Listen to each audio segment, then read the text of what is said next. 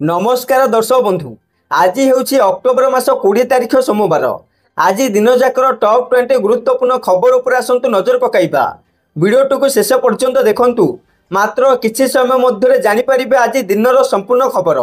ता पूर्व चैनल नुआ थिले चैनल को सब्सक्राइब करी रखंतु। एमिति प्रतिदिन लाटेस्ट न्यूज सर्वप्रथम देखिबा पई तेबे आसंतु संपूर्ण खबर उपर नजर पकाइबा। आजिर प्रथम खबर एणिके एही माने सुभद्रा योजनार पड़े बाद कटिजब तालिकार ना। कारण सुभद्रा योजनार नुआ गाइडलाइन अनुजाई अयोग्य चिन्हट लगे महिला और शिशु कल्याण विभाग निर्देशिका मनीषा बानार्जी उच्च शिक्षा विभाग एवं अनुसूचित जाति जनजाति और संख्यालघु विभाग सचिव को पत्र लिखिछंती। उक्त पत्र उल्लेख कर सुभद्रा नियमावली अनुसार यह योजना अधीन योग्य होगा हिताधिकारी बयस 21 वर्ष किंबा ताठारु अधिक एवं 60 वर्षरु कम होइथिबा आवश्यक। आउ राज्य किंबा केंद्र सरकार कौन योजना अधीन जदि वार्षिक 18,000 टंका किंबा ताहाठारु अधिक अर्थ सहायता ग्रहण करुथिबे से क्षेत्र में संपृक्त महिला अयोग्य घोषित हेबे। एही परिप्रेक्षी विभाग को अनेक अभियोग मिली। सेथिरे छात्री मानक जो छात्रवृत्ति राशि प्रदान करा जाउछि ताहा केवल शिक्षा संबंधी कार्य व्यय होउछि, हेले एहाको अतिरिक्त अर्थ सहायता भावे हिसाब को निया जाय पारु नाही। ए नै विस्तृत भावे जांच करी तथ्य देबाको निर्देश दिया जाइछि। परवर्ती खबर अंत्योदय गृह योजना रे प्रथम किस्ती बंटन। सेपटे राज्यव्यापी 472 नुआ पंचायत कार्यालय भित्ति प्रस्तर स्थापन करा जाइछि। ए नै आयोजित होइथिबा स्वतंत्र कार्यक्रम रे भित्ति प्रस्तर स्थापन कले मुख्यमंत्री मोहन चरण माझी।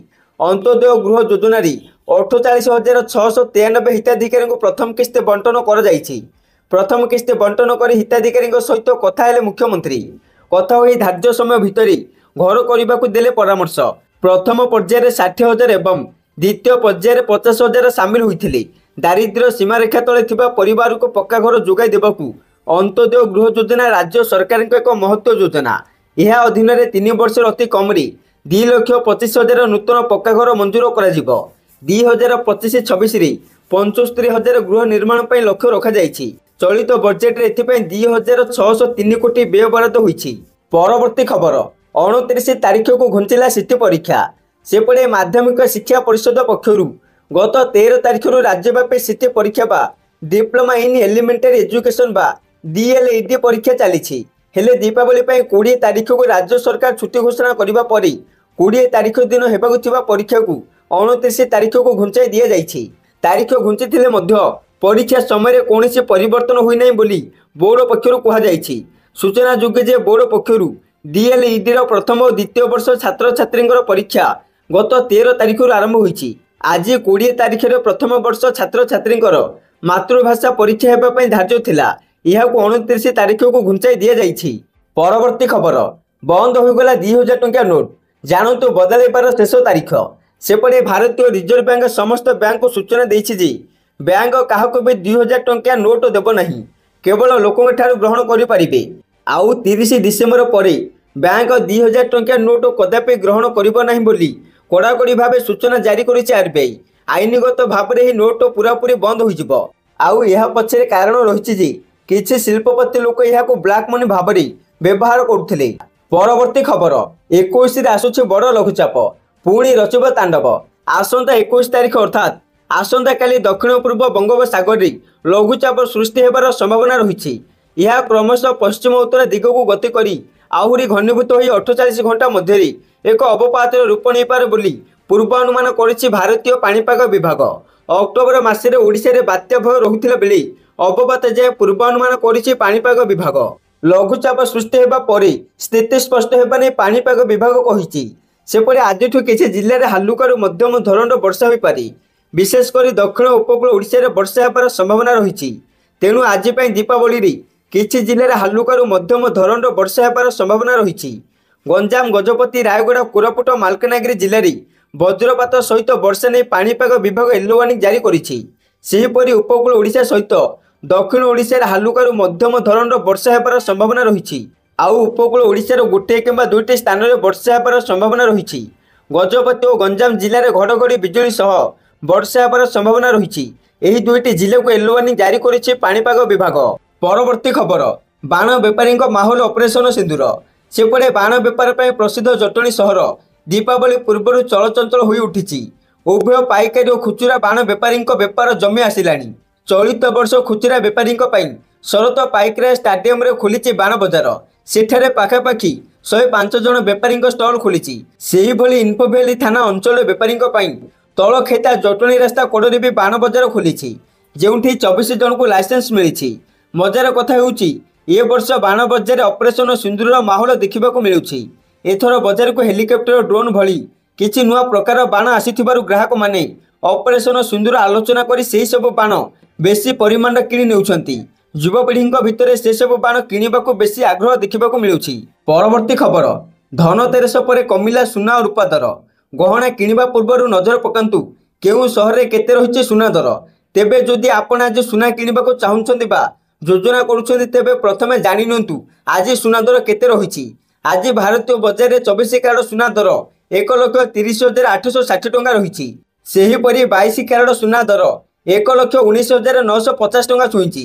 ସେହିପରି ରାଜଧାନୀ ଭୁବନେଶ୍ୱରରେ 24 କ୍ୟାରେଟ ସୁନାର ମୂଲ୍ୟ 10 ଗ୍ରାମ ପିଛା 1,30,860 ଟଙ୍କା ରହିଥିଲା ବେଳେ 22 କ୍ୟାରେଟ ସୁନାର ମୂଲ୍ୟ 1,19,950 ଟଙ୍କାକୁ ପହଞ୍ଚିଛି। ସେହିପରି ମୁମ୍ବାଇରେ 24 କ୍ୟାରେଟର ମୂଲ୍ୟ 1,30,860 ଟଙ୍କା ଓ 22 କ୍ୟାରେଟର ମୂଲ୍ୟ 1,19,950 ଟଙ୍କା ରହିଛି। ଆଉ ନୂଆଦିଲ୍ଲୀରେ 24 କ୍ୟାରେଟ 1,31,010 ଟଙ୍କା ଓ 22 କ୍ୟାରେଟର ମୂଲ୍ୟ 1,20,100 ଟଙ୍କା ରହିଛି। ପରବର୍ତ୍ତୀ ଖବର, ପାକିସ୍ତାନ ଆଫଗାନିସ୍ତାନ ଅସ୍ତ୍ରବିରତି। ସେପଟେ ତୁରନ୍ତ ଅସ୍ତ୍ରବିରତି ପାଇଁ ପାକିସ୍ତାନ ଆଫଗାନିସ୍ତାନ ମଧ୍ୟରେ ସହମତି ହୋଇଛି। ଅସ୍ତ୍ରବିରତି ପାଇଁ ଉଭୟ ଦେଶ ରାଜି ହୋଇଥିବା ଘୋଷଣା କଲା କତାର। ଦୋହାରେ ତୁର୍କୀ ଓ କତାରର ମଧ୍ୟସ୍ଥତାରେ ବଡ଼ ସଫଳତା ମିଳିଛି। କାତାରର ଦୋହାରେ ଅନୁଷ୍ଠିତ ଆଲୋଚନା ସମୟରେ ଦୁଇ ଦେଶ ତୁରନ୍ତ ଅସ୍ତ୍ରବିରତି ପାଇଁ ରାଜି ହୋଇଥିଲେ।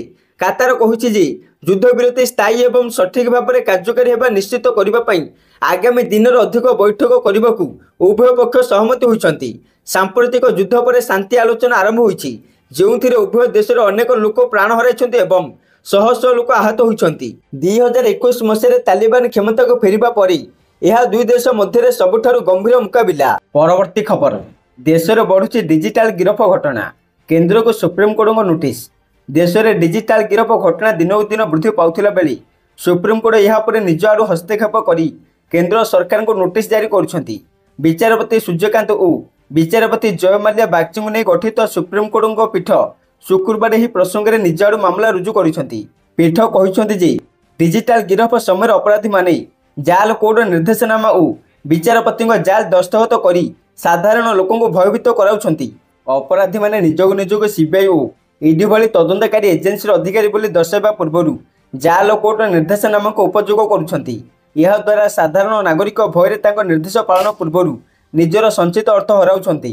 ପରବର୍ତ୍ତୀ ଖବର, ଆଫଗାନିସ୍ତାନ ପାକିସ୍ତାନ ଯୁଦ୍ଧ ବନ୍ଦ କରିବେ କହିଲେ ଟ୍ରମ୍ପ।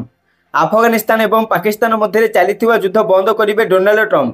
ଏହାର ସମାଧାନ କରିବା ମୋ ପାଇଁ ବହୁତ ସହଜ ବୋଲି କହିଛନ୍ତି ଆମେରିକା ରାଷ୍ଟ୍ରପତି ଡୋନାଲ୍ଡ ଟ୍ରମ୍ପ। ଏହି ଯୁଦ୍ଧ ବନ୍ଦ କରିବା ସହ ନବମ ଯୁଦ୍ଧ ବନ୍ଦ କରିବା ନେଇ କହିଛନ୍ତି ଟ୍ରମ୍ପ। ଏଥିସହିତ ଟ୍ରମ୍ପ କହିଛନ୍ତି, ମୁଁ ଆମେରିକାକୁ ଏକ ମହାଶକ୍ତି କରିବାକୁ ଚାହୁଁଛି। ସାରା ବିଶ୍ୱରେ ଚାଲିଥିବା ଯୁଦ୍ଧ ମଧ୍ୟ ବନ୍ଦ କରିବାକୁ ଚାହୁଁଛି। ଟ୍ରମ୍ପ କହିଛନ୍ତି ଯେ ମୁଁ ଲୋକଙ୍କୁ ହତ୍ୟା କରିବାରେ ପସନ୍ଦ କରେ ନାହିଁ। ଯେକୌଣସି ଯୁଦ୍ଧ ହେଉ, ମୁଁ ଏହାକୁ ରୋକିବାକୁ ପ୍ରୟାସ କରିଥାଏ। ଆଜି ଏଭଳି କିଛି କହିଛନ୍ତି ଆମେରିକା ରାଷ୍ଟ୍ରପତି ଡୋନାଲ୍ଡ ଟ୍ରମ୍ପ। ପରବର୍ତ୍ତୀ ଖବର, ଏବେ ଉପହାର ଦେଇପାରିବେ ଫାସ୍ଟ୍ୟାଗ ବାର୍ଷିକ ପାସ୍। ଦୀପାବଳିରେ ଆପଣ ନିଜର ପ୍ରିୟଜନଙ୍କୁ ବାର୍ଷିକ ଫାସ୍ଟ୍ୟାଗ ପାସ୍ ଦେଇପାରିବେ।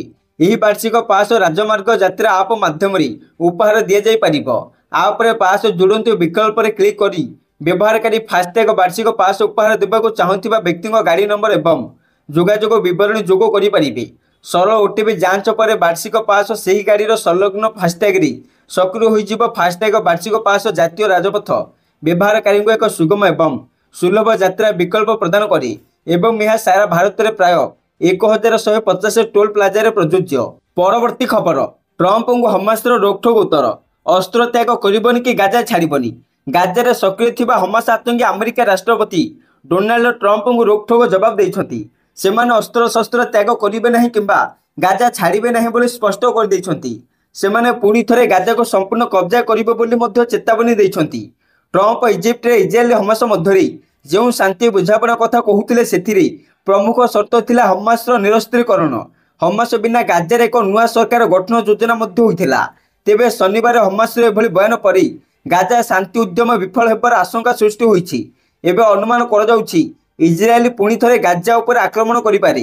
ପରବର୍ତ୍ତୀ ଖବର, ଏୟାର ଇଣ୍ଡିଆର ହେବ ନବକଳେବର, 300 ବିମାନ କିଣିବାକୁ ଯୋଜନା। ଏୟାର ଇଣ୍ଡିଆ ନବକଳେବର ଯୋଜନାରେ 300 ବିମାନ କିଣିବାକୁ ନିଷ୍ପତ୍ତି ନେଇଛି। ଏହା ମଧ୍ୟରୁ 80ରୁ 100 ୱାଇଡ୍ ବଡି ବିମାନ ରହିବ। ଏନେଇ କମ୍ପାନୀ ଏୟାରବସ୍ ଏବଂ ବୋଇଂ ସହିତ ଆଲୋଚନା କରୁଛି। ଟାଟା ଗ୍ରୁପ ଏୟାର ଇଣ୍ଡିଆର ଅଧିଗ୍ରହଣ କରିବା ପରେ ନବକଳେବର ସହିତ ସମ୍ପ୍ରସାରଣ ଉପରେ ବିଭିନ୍ନ କାର୍ଯ୍ୟକ୍ରମ ଗ୍ରହଣ କରୁଛି। ଏୟାରଲାଇନ୍ସର ଜଣେ ଅଧିକାରୀ କହିଛନ୍ତି 200 ନ୍ୟାରୋ ବଡି ଏୟାରକ୍ରାଫ୍ଟ ଏବଂ 25ରୁ 30 ୱାଇଡ୍ ବଡି ବିମାନ ଲାଗି ଏବେ ଆଲୋଚନା ଚାଲିଛି। କମ୍ପାନୀ ଏହାର ଫ୍ଲିଟ୍କୁ ଆଧୁନିକୀକରଣ କରିବା ଏବଂ ଅନ୍ତର୍ଜାତୀୟ ନେଟୱାର୍କରେ ଉପସ୍ଥିତି ବଢ଼ାଇବା ନେଇ ଯୋଜନା କରୁଛି।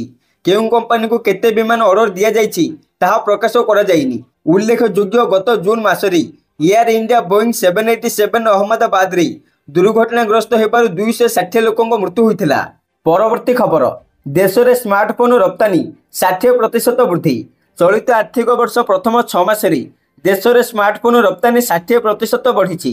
ରପ୍ତାନି କ୍ଷେତ୍ରରେ ଆପଲ ସବୁଠାରୁ ଆଗରେ ରହିଛି। ଏପ୍ରିଲ ଡିସେମ୍ବର ଅବଧିରେ ଘରୋଇ ବଜାର $13.5 ବିଲିୟନ ସ୍ମାର୍ଟଫୋନ ରପ୍ତାନି କରିଛି। ଏହା 2024-25ର ପ୍ରଥମ 6 ମାସରେ $8.5 ବିଲିୟନ ଥିଲା। ସେପ୍ଟେମ୍ବର ମାସରେ ନୂଆ ଆଇଫୋନ ବଜାରରେ ପ୍ରବେଶ କରିଥିଲା। ବିଶ୍ୱ ବଜାରରେ ଏହି ଫୋନର ଚାହିଦା ଯୋଗୁଁ କମ୍ପାନୀର ରପ୍ତାନି 95% ବଢ଼ି $1.8 ବିଲିୟନ ଥିବା Indian cellular and electronics association କହିଛି। ଆମେରିକା, ୟୁଆଇ, ଅଷ୍ଟ୍ରେଲିଆ, ନେଦରଲ୍ୟାଣ୍ଡ ଏବଂ ବ୍ରିଟେନ ଭଳି ଦେଶଗୁଡ଼ିକୁ ଭାରତରୁ ସ୍ମାର୍ଟଫୋନ ରପ୍ତାନି ହେଉଛି। ଏହି ଅବଧିରେ ମୋଟ ସ୍ମାର୍ଟଫୋନ ରପ୍ତାନି ମଧ୍ୟରୁ ଆମେରିକା ବଜାର ଅଂଶ 70% ରହିଛି, ଯାହା ଗତ ବର୍ଷ ସମାନ ଅବଧିରେ 37% ରହିଥିଲା।